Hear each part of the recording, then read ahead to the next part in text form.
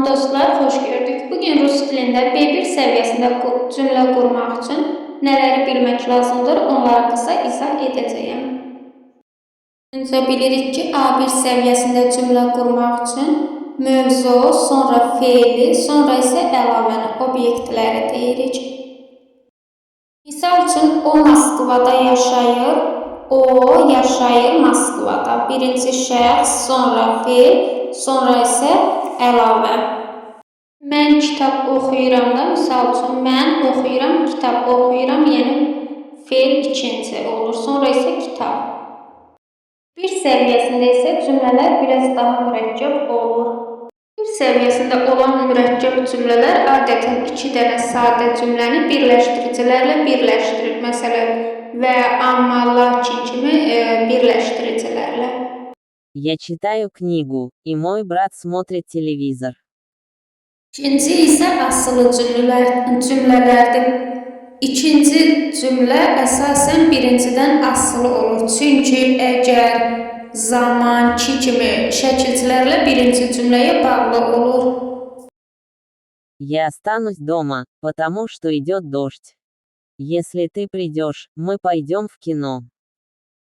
B1 səviyyəsində indiki, keçmiş və gələcək zamandan istifadə edə bilmək lazımdır. Əgər videonu bura qədər izlədinizsə və bəyəndinizsə, videonu bəyənməyi, kanala abunə olmaq və növbəti videolardan xəbərdar olmaq üçün bildirişləri açmağı unutmayın. Rus dilində söz sırası elastikdir, amma ümumi qayda mövzu, feil, obyekt, əlavələrdir. Əlavələr isə zaman, məkan, səbəbdir. Моя сестра готовит ужин, а я убираю комнату. Мы поехали на море, потому что хотели отдохнуть. Если будет солнечная погода, мы пойдем гулять в парк. Вчера я встретил старого друга на улице. Я люблю читать книги перед сном. Он не пришел на встречу, потому что заболел. Я хочу изучать русский язык, чтобы говорить с людьми в России.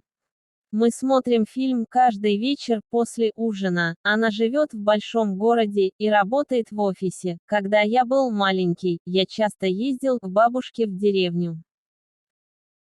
Kanala abunə olmağı və bəyənməyi unutmayın. Bildirişləri açın ki, növbəti videodan xəbərdar olarsınız.